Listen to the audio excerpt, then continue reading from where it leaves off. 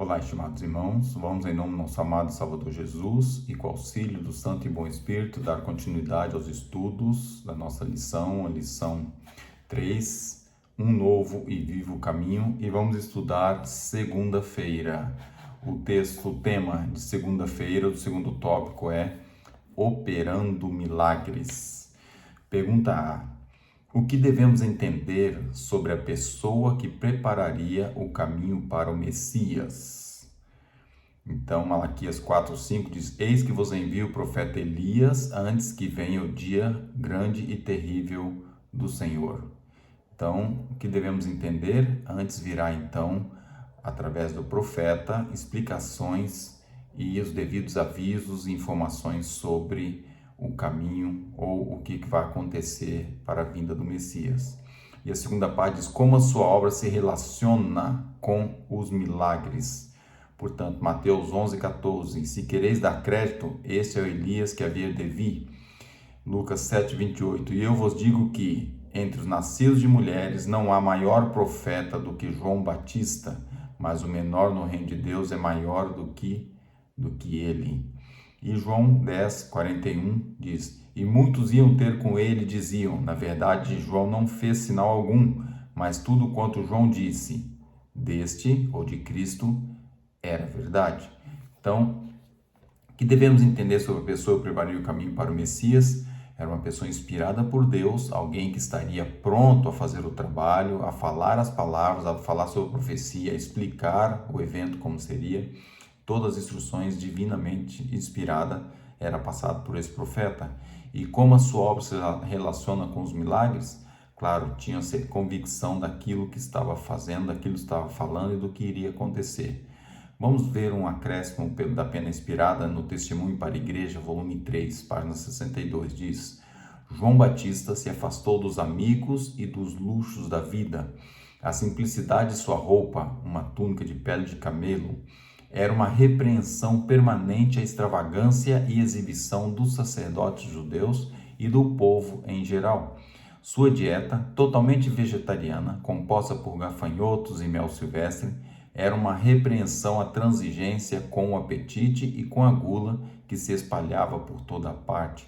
Os que devem preparar o caminho para a segunda vinda de Cristo são representados pelo fiel Elias, do mesmo modo que João veio no espírito de Elias, a fim de preparar o caminho para a primeira vinda de Cristo. Devemos agitar o grande assunto da reforma e ativar a mente do público. Então aqui vemos alguns aspectos que é importante. João Batista, ele fugiu dos luxos, era uma pessoa simples, asseada, mas simples. A sua roupa já era uma maneira de chamar a atenção de outros representantes religiosos que andavam num luxo muito grande. A sua alimentação era composta por gafanhoto, era uma árvore que existia na época que dava um fruto parecido ao gafanhoto e tinha esse nome então de gafanhoto, e juntava isso ao mel silvestre, e era a sua alimentação. Era algo simples, algo vegetariano, algo que de certa forma trazia uma repreensão àquela transigência que havia com a gula e com o apetite que muitos tinham. E ele então preparava o caminho, explicando, orientando, auxiliando, dando toda a diretriz de como é que seria a vinda do Messias. E nós hoje temos a mesma responsabilidade de ser os Elias modernos ou João moderno a fazer o trabalho para a volta de Jesus, explicando, admoestando, trazendo toda uma responsabilidade, principalmente nas atitudes, porque ele fala das atitudes de João e depois fala do que ele falava. Então, a nossa atitude deve ser devidamente estar dentro daquilo que nós cremos, tanto a parte do regime alimentar, como a indumentária, como a nossa atitude com as pessoas, e depois disso podemos então também pregar das promessas que foi deixada pelo próprio Jesus da sua segunda vinda. Pergunta B. Que atividades de Jesus muitas vezes levavam as pessoas a confiar nele como Messias? Qual era a atividade? É relatado por João, capítulo 6, versículo 2, 26 e 30, traz assim: E grande multidão o seguia, porque via os sinais que operava sobre os enfermos. Jesus respondeu e disse-lhes: na verdade vos digo, que me buscais não pelos sinais que vistes, mas porque comeste do pão e vos saciastes. Disseram-lhe, pois, que sinal, pois, fazes tu para que vejamos que creiamos em ti? Que operas tu? Então, qual era a atividade que Jesus tinha? Ele fazia grandes sinais, operava milagres, cuidava dos enfermos, estava fazendo tudo em prol de outras pessoas. Então, a atividade principal de Jesus era acudir, era operar, era resgatar, era curar, era fazer um trabalho direto para outras pessoas, não fazia nada em benefício próprio.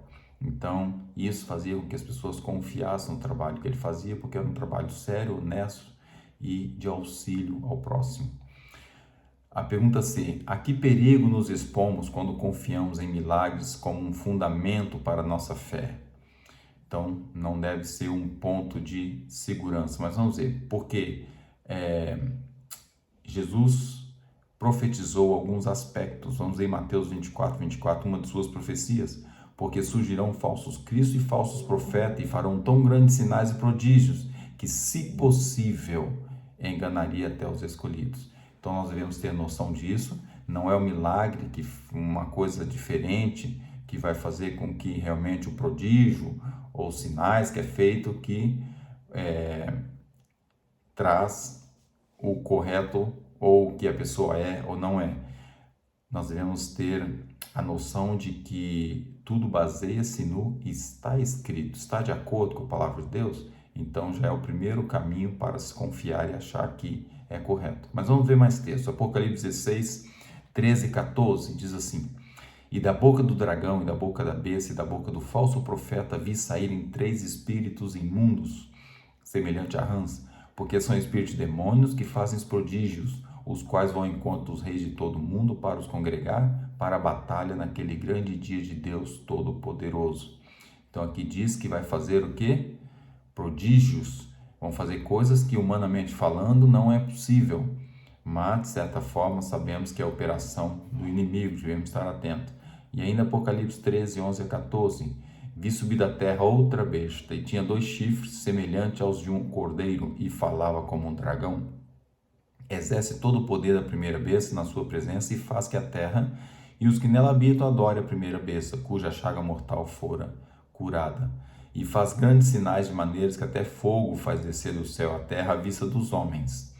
E engana os que habitam na terra com sinais que lhe foi permitido que fizessem em presença da besta, dizendo aos que habitam na terra que fizesse uma imagem à besta que recebera a ferida de espada e vivia.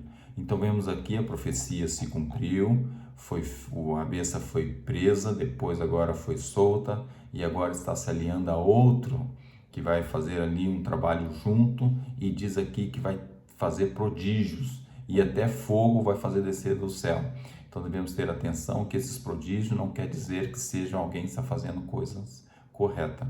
A Pena Inspirada, Testemunho para a Igreja, volume 9, página 16, diz: é impossível apresentar qualquer noção da experiência do povo de Deus que está vivo na terra quando a glória celestial e a repetição das perseguições do passado se misturarem.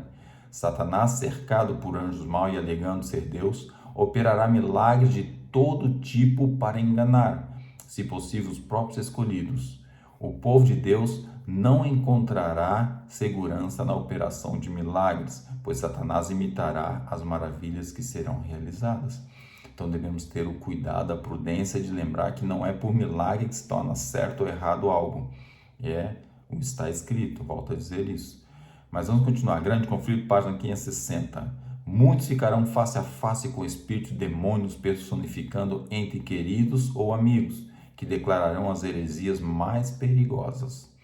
Esses visitantes atrairão nossas mais ternas simpatias e farão milagres para apoiar suas alegações. Devemos estar preparados para enfrentá-los com a verdade bíblica de que os mortos nada sabem e que tais aparições são espíritos de demônios.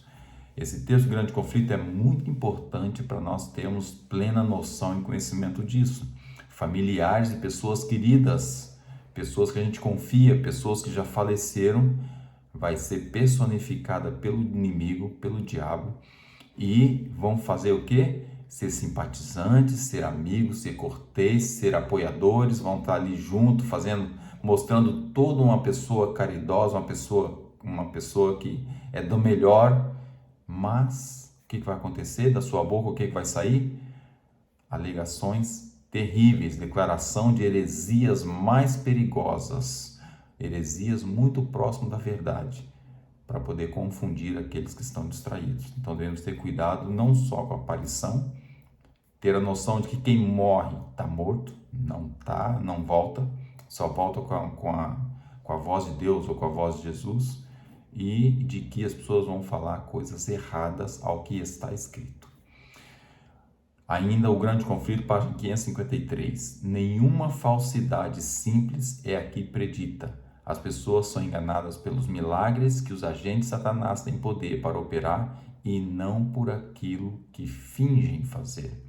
Então vamos ver uma coisa, não é milagre fingido, é milagres autênticos, mas não está de acordo com a Escritura Sagrada. Algo vai estar sempre torcido, algo vai estar errado, e nós devemos ter a noção que não é por um milagre ter sido feito que é de Deus. Então, quando vai perguntar que perigo nos expomos, quando confiamos em milagres como fundamento para a nossa fé, perigo enorme, porque o inimigo tem capacidade para fazer milagre e vai ser permitido ele fazer. Então, devemos ter a noção disso.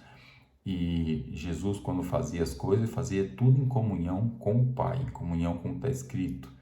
Então, nessa operação de milagre dos últimos tempos, devemos ter cuidado. Vai haver sim, nós também vamos estar preparados para receber chuva serôdia, vai haver muito milagre, mas o inimigo vai tentar contrapor com milagres errados e falsas declarações. E é isso nós devemos estar cautelosos e atentos. Que Deus nos abençoe, nos ajude, nos deixe estar atento a isso, para não sermos enganados pelo velho anjo.